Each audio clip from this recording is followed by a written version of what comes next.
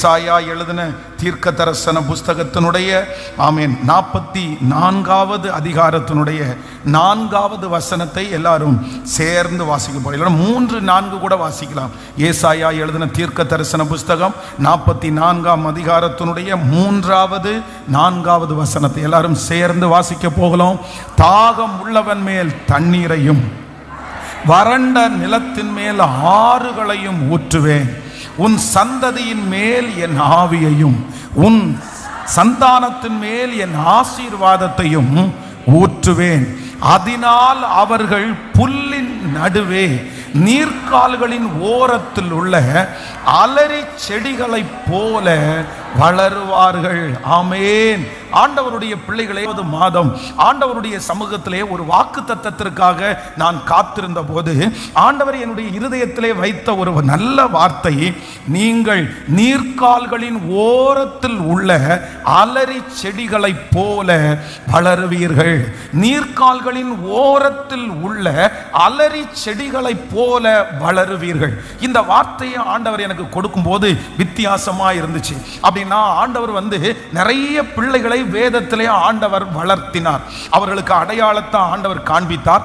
ஆபிரகாமை குறித்து வேதம் சொல்லுகிறது, ஆபிரகாமை ஆண்டவர் வீட்டை விட்டு அவன் இருக்கிற இடத்தை விட்டு வெளியே கொண்டு வந்து கர்த்தர் சொல்லுகிறார், நீ வானத்தை அண்ணாந்து பார், உன்னை நான் எப்படி பெருக பண்ணுவேன்னா வானத்து நட்சத்திரங்களை போல உன்னை பெருக பண்ணுவேன். அதே போல கர்த்தர் கீழே தரையில கொண்டு வந்து, நீ பார்ப்பா இந்த பூமியினுடைய இந்த மணலை பார், இந்த மணலை போல உன்னுடைய சந்ததியை நான் பெருக பண்ணுவேன். அப்போ பரிசுத்தவான்களுக்கு ஆண்டவர் அவர்களை பெருக பண்றதற்கு, வளர்றதற்கு ஏதோ ஒன்றை ஆண்டவர் காமிச்சு, இந்த மாதிரி நீ வளருவ, இந்த மாதிரி நீ உயர்வ அப்படின்னு ரொம்ப மேன்மையானதை ஆண்டவர் அவர்களுக்கு முன்பாய் காண்பித்தார். ஆபிரகாமுக்கு கர்த்தர் அப்படி கொடுத்தார். ஒவ்வொரு பரிசுத்தவான்களுக்கும் இதே போல நிறைய புதிய புதிய காரியத்தை காண்பித்தார். ஆனா இந்த இடத்துல கர்த்தர் யாக்கோபனுடைய சந்ததியை பார்த்து சொல்றாரு, நீங்க எதை மாதிரி வளருவீங்கன்னா நீங்கள் அலரி செடிகளை போல வளருவீர்கள். அப்ப இந்த வசனத்தை வாசிக்கும் போது எனக்கு தோணுச்சு, ஆண்டவரே ஆபிரகாமை பார்த்து இருக்கிறதுலே பெஸ்ட்டை காமிச்சு இந்த மாதிரி நீ வளருவே சொன்னீங்க, இந்த இருக்கிறதுல பெஸ்ட காமிச்சு நீ பூமியினுடைய தூளை போல பெருகுவேன்னு சொன்னீங்க. ஆனா இந்த பிள்ளையை பார்த்து அலரி செடி. அப்ப இந்த அலரி செடி அப்படின்னு சொன்னா, செடி அப்படின்னு சொன்னாலே நம்முடைய பார்வைக்கு அது ரொம்ப ஒரு பெரிய விஷயமா நம்ம எடுத்துக்க மாட்டோம். அதனால இப்படி சொல்றீரே அப்படின்னு பார்க்கும்போது அதனுடைய இந்த அலரி செடியினுடைய ஆழத்தை நாம் பார்க்கும்போது ரொம்ப வித்தியாசமா இருந்துச்சு. அதனால ஆண்டவர் இன்றைக்கு நமக்கு கொடுக்கிற ஒரு நல்ல வார்த்தை, நீங்கள் நீர்க்கால்களின் ஓரத்தில் உள்ள அலரி செடிகளை போல வளருவீர்கள். ஆண்டவர் இன்றைக்கு கிருபையாய் கர்த்தர் வாக்கு கொடுக்கிறார், நான் உங்களை வளர்த்துவேன் என்று ஆண்டவர் சொல்லுகிறார். எத்தனை பேர் ஆமோதிக்கிறீர்கள்? நீங்கள் இருக்கிற நிலைமையிலே இருக்க போவது இல்லை. கர்த்தர் ஒரு வளர்ச்சியை ஆண்டவர் தரப்போகிறார். இந்த 12வது மாதம் அடுத்த ஸ்டெப் வளருவதற்கான ஒரு விதையை கர்த்தர் போட போகிறார். அடுத்த படி நீங்கள் வளர போகிறீர்கள். 11 மாதத்தினுடைய வளர்ச்சியை விட இந்த கடைசி மாதத்தினுடைய வளர்ச்சி அதிகமாக போகிறது. உங்கள் குடும்பங்களை கர்த்தர் வளர்த்துவேன் என்று வாக்கு கொடுக்கிறார். உங்களுடைய வருமானத்தை ஆண்டவர் வளர்த்த போகிறார். நம்புறவங்க ஆமோதிச்சு, நம்முடைய ஆவிக்குரிய வாழ்க்கையிலே கர்த்தர் ஒரு வளர்ச்சியை கர்த்தர் தரப்போகிறார். ஆமேன். தன் காலத்திலே ஆமேன் தன் கனியை தந்து இலையுதிராதிருக்கிற மரத்தை போல இருப்பான். நம்முடைய ஆண்டவர் வளர பண்ணுகிற ஆண்டவர். வேதம் சொல்லுகிறது, மோசே ஆண்டவர் 3 மாதம் யாருக்கும் தெரியாமல் ஆண்டவர் ஒளித்து ஆண்டவர் வளர்த்தினார். தன்னுடைய தாயினிடத்திலே ஆண்டவர் வளர்த்தினார். ஆனா அந்த தாய் நினைக்கிறார்கள், இனி இந்த செடியை ஒளிச்சு வளர்க்க முடியாதுன்ற ஒரு சூழ்நிலையில ஆண்டவர் இது எப்படி வளரப்போகுதோன்னு நினைக்கும் போது கர்த்தர் எல்லாருக்கும் முன்னாடியும் பப்ளிசிட்டி பண்ணி கர்த்தர் நேர்த்தியா எல்லாருடைய கண்களுக்கு முன்பாக வளர்த்தினார். சில மனிதர் உங்களுடைய இருதயத்துக்குள்ள, நாம் என்னுடைய வளர்ச்சியே நிறைய பேருக்கு பிடிக்க மாட்டேங்குது, நாம் வளர்றதை நிறைய பேர் விரும்ப மாட்டேங்கிறாங்க, அதனால நான் இதுவரைக்கும் மறைஞ்சு தான் நான் வளர்ந்துட்டு இருக்கிறேன், எது வாங்கினாலும் எது சொன்னாலும் எது செஞ்சாலும் யாருக்குமே ஷேர் பண்ணவே முடியல, ஏன்னா பொறாமப்பட்டுருவாங்களோ, அவங்க பொறாம நம்ம மேல விழுந்துருமோ, அதனால என்னுடைய வளர்ச்சியை கூட வெளியில காமிக்க முடியாத அளவுக்கு ஒரு சூழ்நிலையில இருக்கலாம். ஆனா ஆண்டவருடைய பிள்ளைகளே, கர்த்தர் உங்களை வளர பண்ண போகிறார். எப்படி வளர பண்ண போகிறார்னா, ஒரு காலத்துல மறைவாய் வளர்க்கிற கர்த்தர் இன்னொரு காலத்துல அத்தனை பேருக்கு முன்பாகவும், நீங்க மறைச்சு வச்சிருந்தாலும் மறைக்க முடியாது, உங்க அம்மா மறைச்சாலும் மறைக்க முடியாது. உங்களுக்கு கர்த்தர் கொடுக்க போகிற வளர்ச்சி அது மறைக்கு வைக்கப்படுகிற அளவல்ல, அநேகருக்கு காண்கிற அளவு. கண்களுக்கு முன்பாக கர்த்தர் வாக்கு கொடுக்கிறார், அவர்கள் கண்களுக்கு முன்பாக உன்னை நான் மேன்மைப்படுத்துவேன். நம்புறவங்க நல்ல கைகளை தட்டி, அவர்கள் கண்களுக்கு முன்பாக மேன்மைப்படுத்துவேன். ஹல்லேலூயா. பொதுவாக நம்முடைய ஊர்லயும் சரி எங்கேயும் சரி, இந்த மரம் நடுகிறவர்களை பார்த்தீங்கன்னா ஃபர்ஸ்ட் மரத்தை நட்டுட்டு ஒரு 5 அடி ஒரு 6 அடிக்கு பார்த்தீங்கன்னா சுற்றி ஒரு சின்ன ஃபென்சிங் மாதிரி அந்த செடிக்கு கொடுத்துருவாங்க.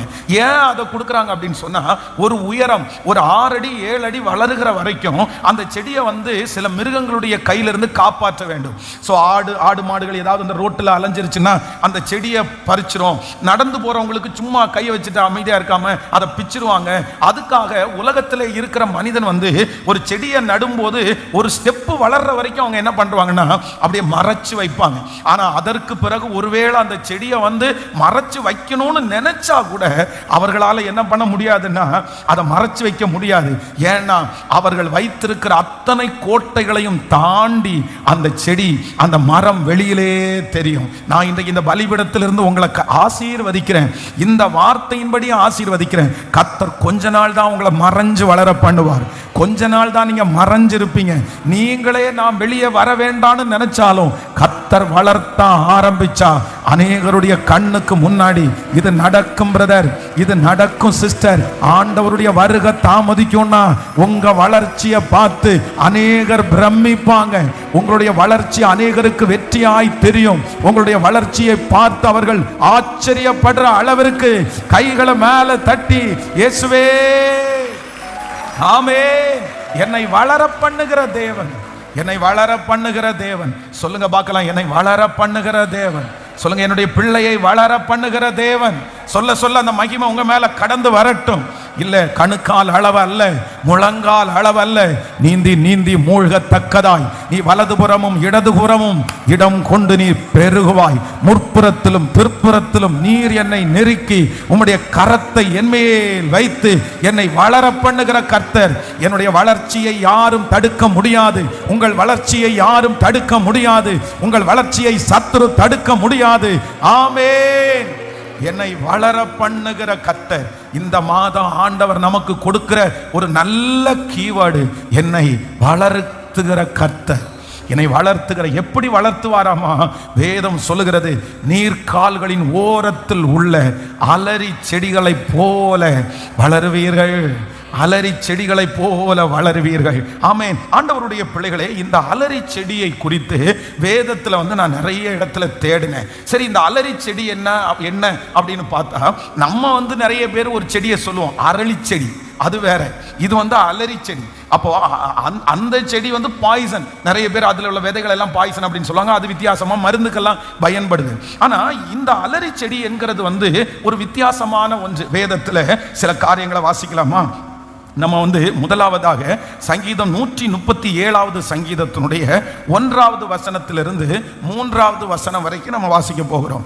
சங்கீதம் 137வது சங்கீதத்தினுடைய 1வது வசனத்திலிருந்து 3வது வசனம் வரைக்கும். பாபிலோன் ஆறுகள் அருகே நாங்கள் உட்கார்ந்து அங்கே சீயோனை நினைத்து அழுதோம்.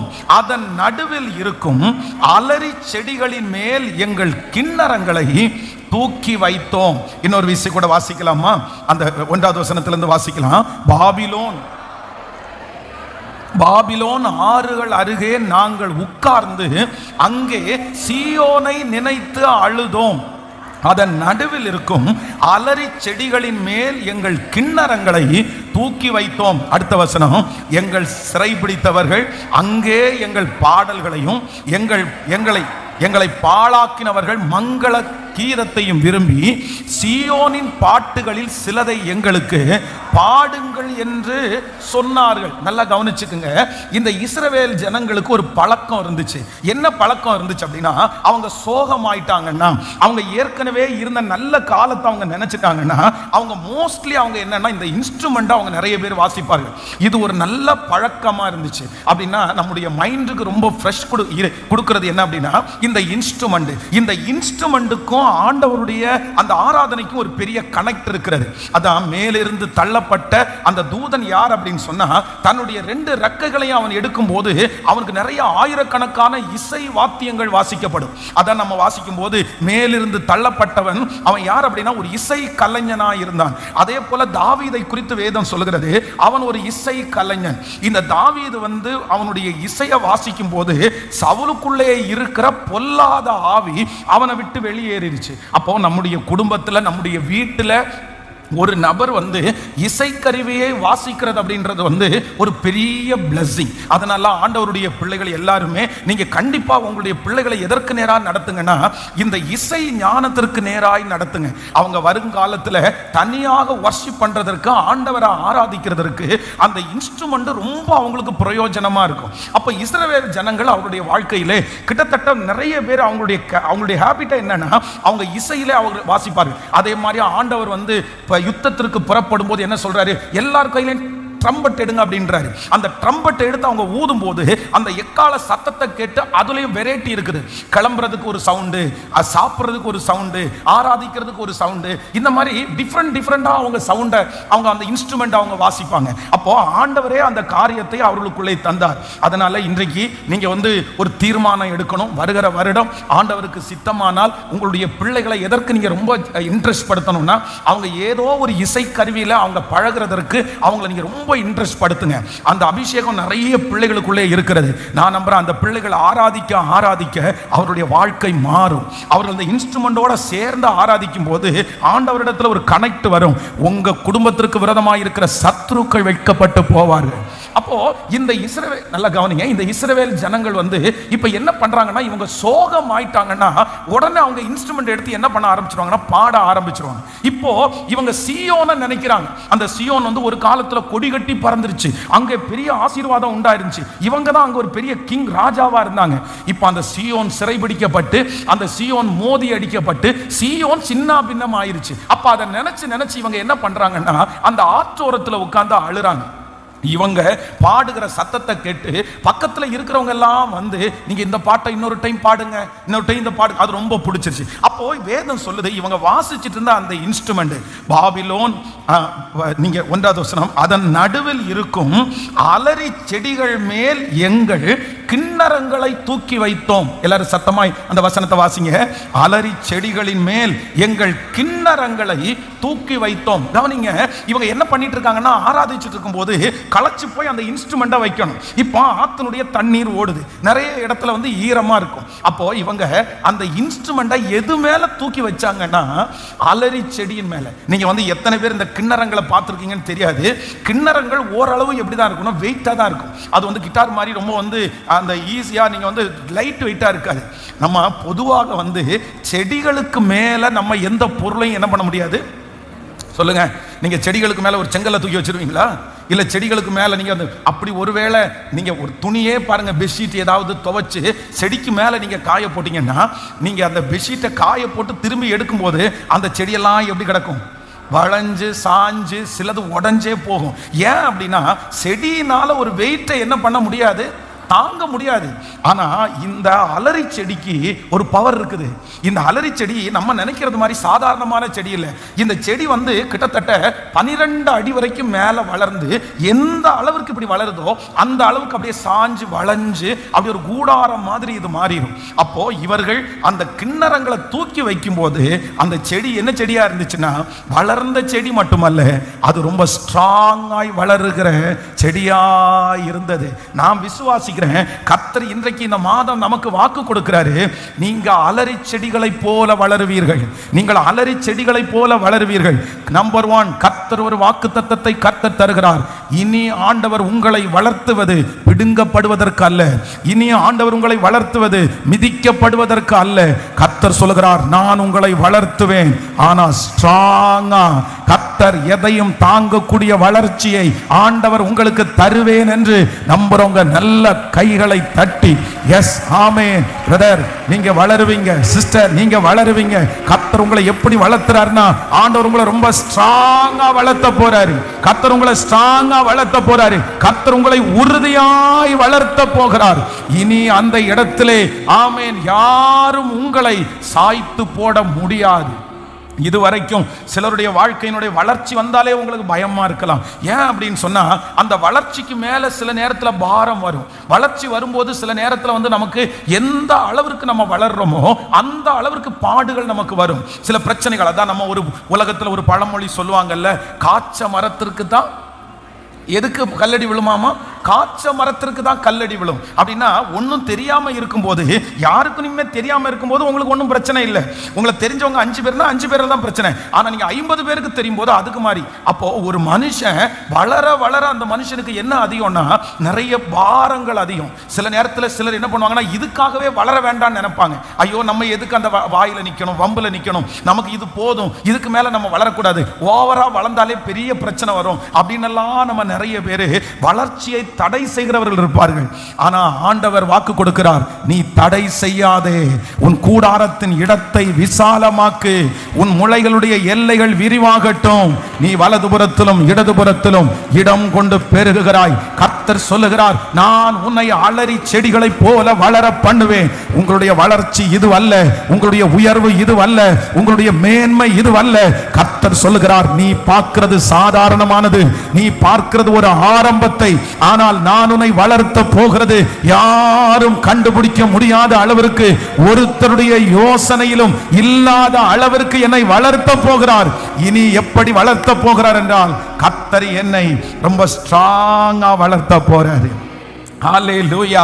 எதை உங்க மேல தூக்கி வச்சாலும் நீங்க தாங்குற அளவிற்கு வளர போறீங்க. விசுவாசிக்கிறவங்க ஆமென் சொல்லுங்க. கர்த்தர் உங்களை வளர்த்துகிறார். இனி நிரந்தரமா, இனி ஸ்ட்ராங்காய், ஹல்லேலூயா, உங்களுடைய வளர்ச்சியை ஒருவரும் தடுக்க முடியாத அளவிற்கு கர்த்தர் உறுதியாய், கர்த்தர் உறுதியாய், ஆமென், அந்த வளர்ச்சி இனி மாறவே மாறாது. யார் நினைச்சாலும் அதை பிடுங்க முடியாது. ஏன்னா கர்த்தர் உங்களை ஸ்ட்ராங் ஆக்க போறாரு. அல்ல, கர்த்தர் சொல்லுகிறார், இனி கர்த்தர் உங்களுக்கு வளர்ச்சி கொடுக்கிறது வம்சா வம்சமாய் ஆண்டவருடைய வருகை வரைக்கும். அந்த வளர்ச்சி ஸ்ட்ராங்கா நிற்பதற்கு நல்ல கரங்களை தட்டி thank you Jesus, thank you Jesus, hallelujah. உலகத்தில் இருக்கிற சில பெரிய பெரிய ஃபேக்டரிஸ், பெரிய பெரிய கம்பெனிஸுக்கு முன்னாடி சைன் அப்படின்னு ஒன்று போட்டு 99 to 2025 2026 அப்படின்னா 82 அகைன் டாட் போட்டு 2025 அப்படின்னு போடும்போதெல்லாம் எனக்கு அந்த அந்த அந்த மாதிரி போர்டை பார்க்கும் போதெல்லாம் எனக்கு ரொம்ப ஆச்சரியமா இருக்கும். 100 வருஷமா இது இருக்கு சார், 200 வருஷமா இது இருக்கு சார், 75 வருஷமா இதுக்கு இருக்கு சார் அப்படின்னு நிறைய பேர் சொல்லுவாங்க. அப்போ அடுத்த ஜெனரேஷன் பார்த்தீங்க அப்படின்னு சொன்னா, அந்த இடத்துல அது உறுதியாய் நடப்பட்டதுனால அடுத்த ஜெனரேஷன் அதை கொண்டு போயிறாங்க. 100 இயர்ஸ் செலிப்ரேஷன் பண்ணும்போது நமக்கு அவ்வளவு பிரம்மாண்டமா இருக்கும். 150 இயர்ஸ்னுடைய செலிப்ரேஷனை பண்ணும்போது, இத்தனை வருஷமா இந்த கம்பெனி இருக்கா, இத்தனை வருஷமா இந்த யூனிட்டை வச்சிருக்கிறீங்களா? நான் நம்புறேன் அது வெறும் உலகத்தானுக்கு மட்டும் இல்ல. ஆண்டவருடைய வருகை தாமதிச்சா கர்த்தர் உங்களை அலறி செடிகளை போல வளர பண்ணி உங்களை ஸ்ட்ராங் ஆக்கி, பிரதர் உங்களோட இது முடியாது, சிஸ்டர் இது உங்களோட முடியாது, கர்த்தர் வம்சா வம்சமா என்னை வளர பண்ணுகிறதற்காக.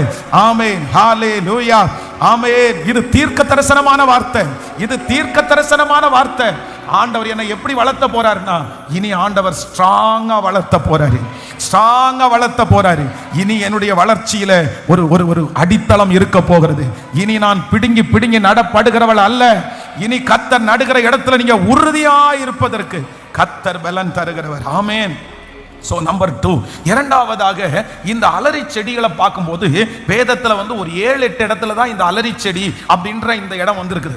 ஆனால் இதில் வாசிக்கும் போது நீங்கள் பார்த்தீங்கன்னா மோஸ்ட்லி கிட்டத்தட்ட 4 இடத்துல வந்து இந்த அலரி செடியும் பக்கத்தில் என்ன இருக்கும் அப்படின்னா, நீங்கள் வந்து இந்த வாக்கு தத்தத்திலேயே வாசிக்கும் போது ஏசாயா 44:4 நீங்கள் வாசிக்கும் போது என்ன சொல்லப்படுகிறது அப்படின்னா, அதனால் அவர்கள் புல்லின் நடுவே நீர்க்கால்களின், சொல்லுங்க, நீர்க்கால்களின் ஓரத்தில் உள்ள. இப்போ இந்த அலரி செடி பக்கத்துல என்ன வந்துச்சு, என்ன இருக்குது?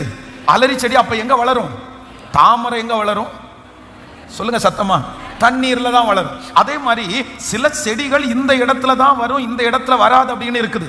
இப்போ ஊட்டியில இருக்கிற செடியை கொண்டு வந்து நமக்கு கீழே நட முடியாது. சில செடிகள் வந்து அங்க இருக்கிறது இங்க வளராது.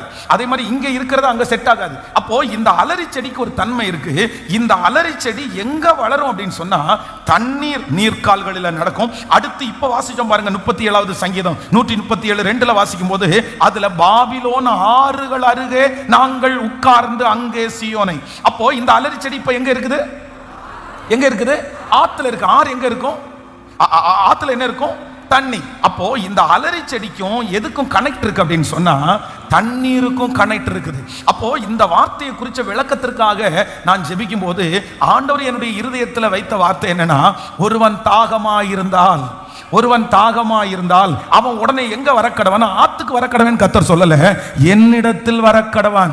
அப்பொழுது நான் என்ன பண்ணுவேன்னா அவனுக்கு ஒரு தண்ணீரை கொடுப்பேன். அந்த தண்ணீர் நீடித்த நாட்களாய் அவனுக்கு ஊறுகிற ஜீவ ஊற்றை போல இருக்கும். அப்போ நான் விசுவாசிக்கிறேன், இரண்டாவது இந்த அலரி செடியை போல ஆண்டவர் வளர பண்ணுவார் என்கிறதற்கு அடையாளம் என்னன்னா, இனி நீங்க தனியா வளர மாட்டீங்க. இனி நீங்க தனியா வளர மாட்டீங்க. இனி யாரோட வளர போறீங்கன்னா ஆண்டவரோட வளர போறீங்க. உங்க பிசினஸ் ஆண்டவரோட வளர போகுது. நீங்க ஆண்டவரோட வளர போறீங்க. உங்க பிள்ளைங்க ஆண்டவரோட வளர போறாங்க. கர்த்தர் வாக்கு கொடுக்கிறார், நான் உன்னை வளர்த்துவேன். இனி தனியாய் அல்ல, கர்த்தரோட சேர்ந்து வளர போகிறோம். இது வரைக்கும் நீங்க ஒரே ஒரு ஆளா தனியா வளர்ந்து வளர்ந்து ரொம்ப கஷ்டப்பட்டிருக்கலாம். ஆமென். உங்களுடைய வளர்ச்சி அப்படி நீங்க தனியா வளர்றதுனால திடீர்னு அந்த வளர்ச்சி வந்து உங்களை விட்டு போயிருக்கலாம். உங்களுடைய முயற்சியினால சம்பாதிச்சதை நீங்க இழந்திருக்கலாம். உங்களுடைய வளர்ச்சியினால நீங்க ராத்திரி பகலா உழைச்சு செஞ்சு ஆனா நன்மையை பார்க்கிற நேரம் உங்களுக்கு தீமை வந்திருக்கலாம். உங்களுடைய கையினால நீங்க உழைச்சது உங்களை விட்டு போகலாம். ஆனா கர்த்தர் இன்றைக்கு இந்த 12ஆம் மாதம் வாக்கு கொடுக்கிறார், மறுபடியும் நான் உன்னை வளர்த்துவேன், மறுபடியும் உன்னை வளர்த்துவேன். இனி நீங்கள் மட்டும் அல்ல, இனி உங்கள் கைகள் மட்டும் அல்ல, இனி நீங்க தனியா உங்க பிரயாசத்துல அல்ல, முழுக்க முழுக்க அப்பாவும் கூட உங்க கூட இருந்து, ஒரு மேனேஜரா கூட இருந்து, ஒரு ஓனரா கூட இருந்து, ஒரு நல்ல மென்டரா ஆண்டவர் கூட இருந்து நல்ல கரங்களை தட்டி நான் உனக்கு போதித்து நீ நடக்க வேண்டிய வழியை உனக்கு காண்பிப்பேன். உன்மேல் என் கண்ணை வைத்து உனக்கு ஆலோசனை சொல்லுவேன். நீங்கள் தனியாக நீங்கள் பிரயாசப்பட்டு வளர்ந்ததை இழந்திருக்கலாம். நீங்க கஷ்டப்பட்டு வளர்ந்ததை நீங்க இழந்திருக்கலாம். ஆனா கர்த்தர் வாக்கு கொடுக்கிறார், இனி நீ மட்டும் இல்ல மகனே, கர்த்தரும் சேர்ந்து உங்க கூட கையை வச்சுட்டார்னா அந்த வளர்ச்சியை ஒருவராலும் தடுக்க முடியாது, அழிக்க முடியாது. இனி நீங்கள் நஷ்டப்பட்டு போவது இல்லை. நீங்க கைகளை தட்டி ஆமோதிக்கும் போது அப்படியே அப்படியே கிருபை கிருபை கிருபை கிருபை என்னை வளர பண்ணுகிறவர், என்னை வளர பண்ணுகிறவர், என்னை வளர பண்ணுகிறவர், என்னை வளர பண்ணுகிறவர். ஹல்லேலூயா. கர்த்தர் வாக்கு கொடுக்கிறார், நீங்கள் அலரி செடிகளை போல வளருவீர்கள். நம்பர் 1, ஃபர்ஸ்ட் அலரி செடி எப்படி வளருமாமா? எப்படி ஸ்ட்ராங்காய், எவ்வளோ வெயிட்டை தூக்கி வச்சாலும் அது எப்படி நிற்கும்னா உறுதியாய் நிற்கும். உங்க வளர்ச்சி நீ எப்படி இருக்க போகுது சொல்லுங்க, எல்லாரும் சொல்லுங்க. நீங்க விசுவாசிக்கணும். நீ விசுவாசித்தால் தேவனுடைய மகிமையை காண்பாய். ஒரு வளர்ச்சி இருக்குது. இந்த 12வது மாசத்திலிருந்து கர்த்தர் உங்களை வளர்ச்சிக்கு நேராய் கொண்டு போகிறார். நெக்ஸ்ட் இயர் நீங்க நினைக்கிறத விட ஒரு வளர்ச்சி உங்களுக்கு உண்டாகும். 2026வது வருஷம் கர்த்தருடைய வருகை தாமதிக்குமானால் உங்களை பல பக்கத்துல கர்த்தர் வளர்த்த போறாரு. இதுவல்ல உங்க வளர்ச்சி, பல இடங்களிலே கர்த்தர் வளர்த்த போகிறார். ஆமென். அந்த வளர்ச்சி முதல்ல எப்படி இருக்க போகுதுன்னா, நான் உன்னை உறுதியாய் வளர்த்துவேன். நான் உன்னை ஸ்ட்ராங்கா வளர்த்துவேன் மகனே, நீ பயப்படாத. உன் மேல என்னதான் தூக்கி வச்சாலும் அது உன்னை சேதப்படுத்தவே படுத்தாது. நம்பர் 2, இரண்டாவது, நான் உன்னை வளர்த்துவேன். எப்படி வளர்த்துவேன் அப்படின்னு சொன்னா, இனி நீ தனியாலாம் வளர மாட்டேன். நீ தனியா வளர்ந்த போது கஷ்டமா இருந்துச்சு, நீ தனியா வளரும் போது உனக்கு டென்ஷனா இருந்துச்சு, நீ தனியா வளரும் போது எல்லாமே நீயே சுமக்கிறது மாதிரி இருந்துச்சு, நீ ரிலாக்ஸே இல்லாம வளர்ந்த, நீ ரொம்ப டென்ஷனா வளர்ந்த, நீ வளர்ந்த, ஆனா பிரயாசத்தோட வளர்ந்த. ஆனா இனி உன்னை வளர்த்த போறது நானும் கூட நின்று வளர்த்துவேன். உனக்கு அந்த டென்ஷன் தெரியாது. ஏன்னா நான் சுமக்க தேவை இல்லை, எனக்காக அவர் சுமப்பார், எனக்காக அவர் தாங்கி கொள்ளுவார். என் கூட இருந்து தடுமாறாம ஒரு மென்டரா எனக்கு இருந்து போதிச்சு சொல்லி கொடுத்து ஹல்லேலூயா. கிருபை வேணும்ன்றவங்க இந்த அபிஷேகத்தை கேட்கிறவங்க, வாலிப தம்பிங்க கேளுங்க, தங்கச்சிங்க கேளுங்க. இயேசுவா, நீங்க என்ன வளர்த்துவீங்கன்னு வாக்கு கொடுத்துட்டீங்க. ஆனா கண்டிப்பா என் கூட நீங்க இருந்து சொல்ல அந்த மகிமை நிறைய பேர் மேல கர்த்தர் இப்பொழுது ஊற்றுகிறார். பிரதர், இனி உங்க குடும்பத்துல நீங்க வளர்த்துறதில்ல, கர்த்தர். ஹல்லேலூயா. நீரூற்ற அண்டையிலே ஆறுகள் இருக்கிற இடத்துல கர்த்தர் என்னை கிருபையாய் வளர்த்துகிறவர்.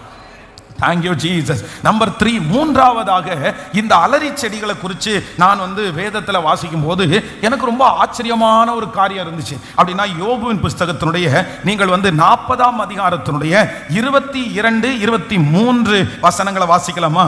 யோபு 40ஆம் அதிகாரத்தினுடைய ஆமென் எடுத்துக்கொள்ளலாம். 22ஆம் அதிகாரம் 22வது வசனத்திலிருந்து வாசிக்கலாம். தலைகளின் நிழல் அதை கவிந்து நதியின் அலரிகள் அதை சூழ்ந்து கொள்ளும். இதோ நதி புறப்பட்டு வந்தாலும் அது பயந்தோடாது. யோர்தான் நதியனத்தினை தண்ணீர் அதன் முகத்தில் மோதினாலும் அது அசையாமல் இருக்கும். நீங்க இது என்னன்னு சொன்னா நீங்க முன்னாடி வாசிக்க முடியும். நீங்க 40ஆம் அதிகாரத்தினுடைய அது ஒரு மிருகத்தை குறித்து ஆண்டவர் அந்த இடத்துல சொல்லுவாரு. நீங்க வாசிக்கும் போது அது எத்தனாவது வசனம்னா, நீங்க முன்னாடி 40 நீங்க அந்த வசனத்தினுடைய முன்னாடி வசனத்துக்கு போங்க பார்க்கலாம். ஆமா, எத்தனாவது வசனம் அது? ஆமா, நீங்க 20வது வசனத்தை வாசிக்கலாம். 20வது, காட்டு மிருகங்கள் யாவும் விளையாடுகிற மலைகள் அதற்கு மேய்ச்சலை விளைவிக்கும். அதுக்கு அடுத்த வசனம், அது நிழல் இல்ல, இதுக்கு முன்னாடி அது வரும், அதுக்கு ஒரு பேர் இருக்கும் பாருங்க. லிவியாதான் மாதிரி அதுவும் ஒரு மிருகம், யெகபோத். ஆமா, அந்த வசனத்தை வாசிங்க. எத்தனாவது வசனம் அது? 15வது வசனத்தை வாசிங்க. ஆமென். இப்போதும் பிகமோத்தை நீ கவனித்து பார், உன்னை உண்டாக்கினது போல அதையும் உண்டாக்கினேன், அது மாட்டை போல புல்லை தின்னும். அடுத்து வாசிங்க, அடுத்த வசனம் 16. இதோ அதனுடைய பலன் அதன் இடுப்பிலும் அதனுடைய விரியம் அதன் வயிற்று நரம்புகளிலும் இருக்கிறது. அது தன் வாளை கேதுருவை போல நீட்டுகிறது, அதன் இடுப்பு நரம்புகள் பின்னி கொண்டிருக்கிறது. நல்லா கவனிச்சுக்குங்க. இந்த யோபுனுடைய புஸ்தகத்துல ஆண்டவர் நிறைய மிருகங்களை குறித்து சொல்றாரு. அப்படின்னா நம்முடைய இந்த உலகம் பிரயலத்தில் அழிகிறதற்கு முன்னாடி பெரிய பெரிய மிருகங்கள் இங்கே வாழ்ந்தது. இப்போ கூட சமீபத்தில் பார்த்தீங்க அப்படின்னு சொன்னா அரியலூர் பக்கத்தில் டைனோசருடைய முட்டையை எடுத்தாங்க அப்படின்னு எல்லாம் நம்ம நிறைய போட்டோஸை பார்க்குறோம்ல. அப்படின்னா பெரிய பெரிய மிருகங்கள் வளர்ந்ததற்குரிய அடையாளங்கள் நம்முடைய இடத்துல பல இடங்களில் வைக்கப்பட்டிருக்கிறது. இந்த டைனோசர் அப்படின்ற இடத்துல சில இடத்துல எலும்பு கூட எல்லாம் சும்மா பிளாஸ்டிக்ல செஞ்சு வச்சிருப்பாங்க.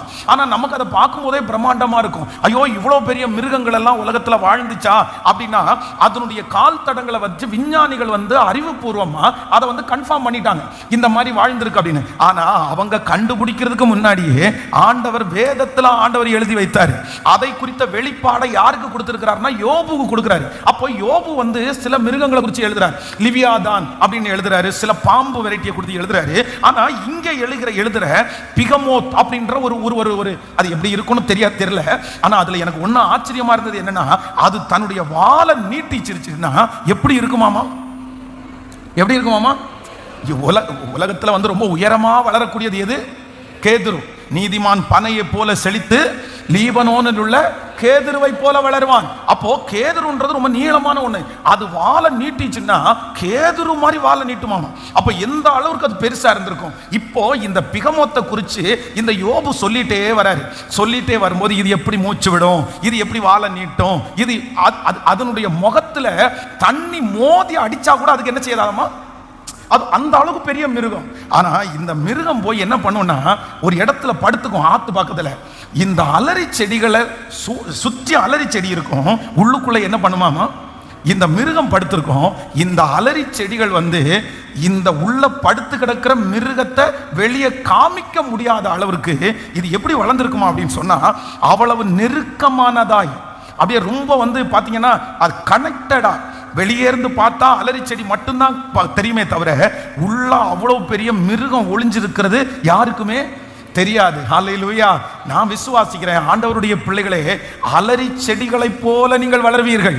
அலரி செடிகளை போல கர்த்தர் நம்மளை எப்படி வளர்த்துவார் அப்படின்னு சொன்னா நம்மளை அங்கங்காய அல்ல, கர்த்தர் சொல்லுகிறார் நான் உன்னை கனெக்டா, ஆமே நம்மை நெருக்கமாய் கர்த்தர் வளர்த்துகிறதற்கு நல்லவராய் இருக்கிறார். இந்த மாதம் வந்துச்சு, அடுத்து 3 மாதம் தாண்டி வந்துருச்சு, அடுத்து 1 வருஷம் தாண்டி வந்துருச்சு. அப்படின்ற கதையை இனி கர்த்தர் எடுத்து போட்டு தாவீது நாளுக்கு நாள் விருத்தி அடைந்தான். சேனைகளின் கர்த்தர் அவனோடு கூட இருந்தார். ஆண்டவர் உங்களை வளர பண்ண போகிறார். கர்த்தர் இனி நெருக்கமாய் நம்புறவங்க நல்ல கரங்களை தட்டி முழு பலத்தோடு ஸ்தோத்திரம் ஸ்தோத்திரம் ஸ்தோத்திரம். ஆண்டவர் உங்களை அடர்த்தியாய் வளர பண்ண போகிறார். சொல்லுங்க, ஆண்டவரே இந்த வார்த்தைக்கு ஆமென். கர்த்தர் எங்களை கிருபையாய் நடத்த போகிறதற்காக நன்றி. சடுதியான ஒரு வளர்ச்சி உங்களுக்கு வரப்போகிறது. நினையாத ஒரு வளர்ச்சியை ஆண்டவர் எனக்கு தரப்போகிறார். ஹல்லேலூயா, ஆமென். ஆண்டவர் என்னை கர்த்தர் அடர்த்தியாய் வளருகிற கர்த்தர்.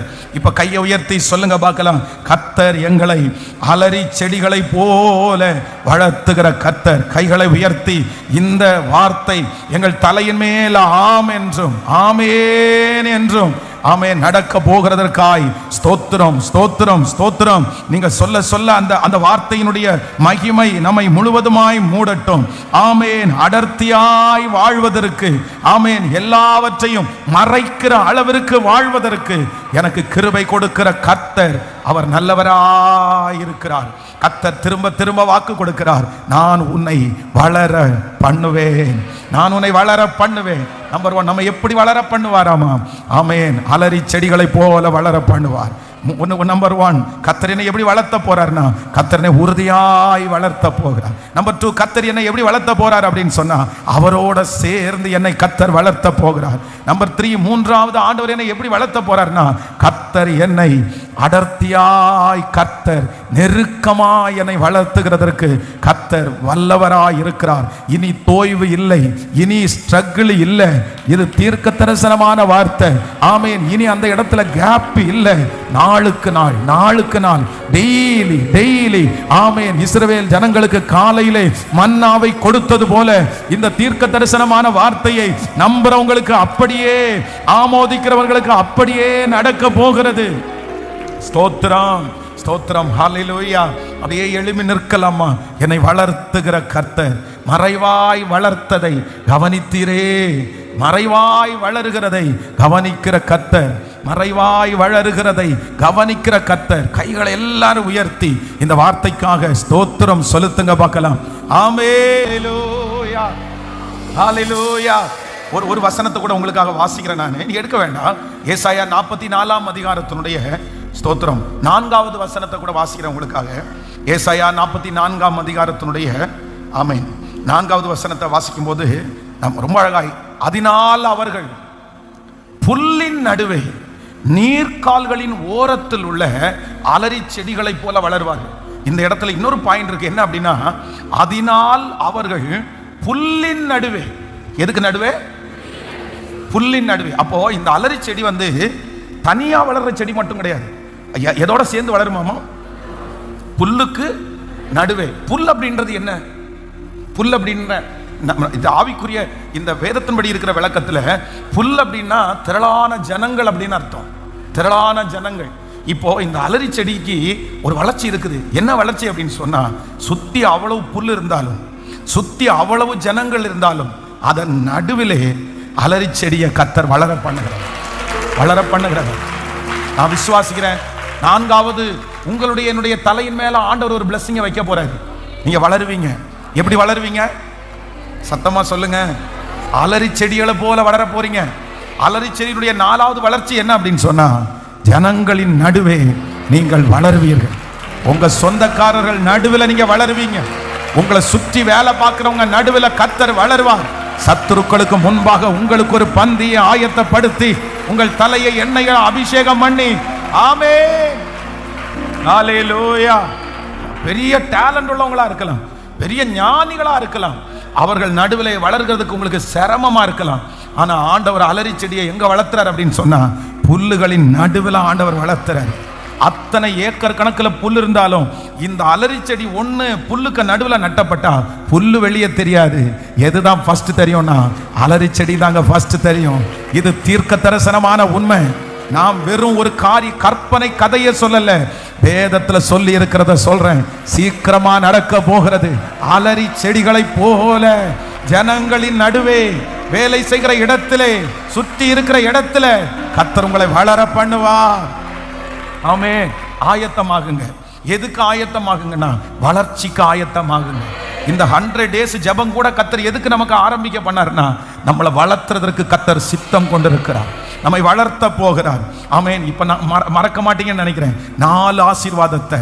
நம்பர் 1 சொல்லுங்க பார்க்கலாம். நம்மளை கர்த்தர் எப்படி வளர்த்த போறாருன்னா, இந்த அலறி செடி எப்படின்னா, கிண்ணறம் வைக்கிற அளவிற்கு அது எப்படி இருக்கும்னா, உறுதியா ஸ்ட்ராங்கா இருக்கும். பேருதான் செடி, ஆனா அதுல இருக்கிற ஒர்த் வித்தியாசமானது. வெளியில நம்ம பார்வைக்கு செடியா தான் இருப்போம், ஆனா எப்படி இருப்போம்னா, கர்த்தர் நம்மள ஸ்ட்ராங்கா, ஆமென், இவனுக்குள்ளேயும் இப்படிப்பட்ட ஒரு பலன் இருக்கான்னு நிறைய பேர் பிரமிக்கிற அளவிற்கு தான் ஆண்டவர் நம்மளை வைக்க போறார். விசுவாசிக்கிறீங்களா? நம்பர் 2, இரண்டாவதாக இந்த அலறி செடியை கர்த்தர் எப்படி வளர பண்ணார்னா, இது நீரூற்று, இது ஆறுகள் அப்படின்னா கர்த்தரோட வளர போறோம். எனக்கு இந்த 4 பாயிண்ட்ல ரொம்ப பிடிச்சது என்ன அப்படின்னு சொன்னா, இது போதும் ஆண்டவரே, என்னை தனியா வளர்த்தாதீங்க, நீ பாட்டுக்கு வளர அப்படின்னு என்னை வளர்த்து விட்டுறாதீங்க. என்னை எப்படி வளர்த்துங்கன்னா, நான் உங்களோட வளரணும். வாலிப தம்பி, நீ தனியா யார் வேணாலும் இந்த உலகத்துல வளர்றாங்க. இந்த உலகத்துல எத்தனையோ பேருடைய கம்பெனி மேல வருது, எவ்வளவு பேர் கோடிகளை சம்பாதிக்கிறாங்க, வளர்றாங்க. ஆனா அவங்களுடைய உழைப்புல வளர்றாங்க, அவங்களுடைய தாளத்துல வளர்றாங்க. ஆனா ஒரே ஒரு பிள்ளை எப்படி வளருதுன்னா, கர்த்தரோட வளருது. கர்த்தருடைய ஆசீர்வாதம் ஐஸ்வர்யத்தை தரும், அதனோடு வேதனையை கூட்டார். ஹல்லேலூயா. தேவன் இல்லாம வளர்றவங்களை பார்த்து நீங்க கொஞ்சம் கூட வருத்தப்பட வேண்டாம், பொறாமையும் பட வேண்டாம், யோசிக்கவும் வேண்டாம். அவங்களுக்கும் நமக்கும் நிறைய வித்தியாசம் இருக்குது. அவங்க எப்படி வேணாலும் வளருவாங்க, அவங்க என்ன வழியில வேணாலும் வளருவாங்க. ஆனா கர்த்தர் நம்மோட இருக்கிறதால நேர்த்தியாய் வளர்த்துவார். ஹல்லேலூயா. நம்பர் 3, மூன்றாவதாக ஆண்டவர் எப்படி வளர்த்துறாராமா, அடர்த்தியாய் வளர்த்துவார். அப்படின்னா உள்ளுக்குள்ள அத்தாச்சோடு மிருகம் படுத்திருக்குது, வெளியில ஒண்ணுமே தெரியல. எது மட்டும்தான் தெரியுதுன்னா, அலறி செடி மட்டும்தான் தெரியுது. காரணம் என்னன்னா, அது எப்படி வளர்ந்துருக்குது, கேப் இல்லாம நெருக்கமாய் கர்த்தர் எப்படி நம்மளை வளர்த்த போறாருன்னா, அப்படியே தொடர்ச்சியாய். இனி ஸ்ட்ரகிள் இல்லை, ஆமென், இனி தோய்வு இல்லை, இனி இடையில எந்த ஆபத்துகளும் இல்லை, அப்படி வளர்த்த போறாரு. ஆமென். நம்பர் 4, நாலாவதாக இந்த அலறி செடியை கர்த்தர் எங்க வளர்த்துறாரு அப்படின்னா, புல்களின் நடுவே, அப்படின்னா ஜன கூட்டத்தின் நடுவே. ஆமென் சொல்லுங்க. இப்ப அந்த பாட்டினுடைய அந்த சரணத்தை பாடுவோம். நான் மறைவாய் வளர்தை கர்த்தர் கவனித்திருக்கிறார், என் கருவை உன் கண்கள் கண்டதே. நல்ல கைகளை தட்டி இந்த மாதம் கர்த்தர் நம்மை பிரிப்பரேஷனுக்கு நேராய் கர்த்தர் நடத்தி, ஹல்லேலூயா, ஹல்லேலூயா, என்னை கிருபையாய் நடத்துகிறவர். ஆமென். என் கருவை உன் கண்கள் கண்டதே. ஹல்லேலூயா.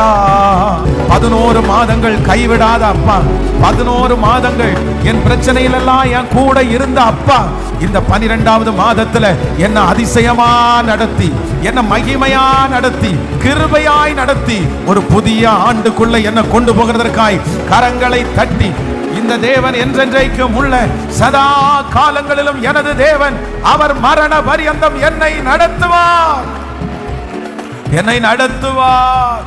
அவர் என்னை மரண பரியந்தம் நடத்துவார்.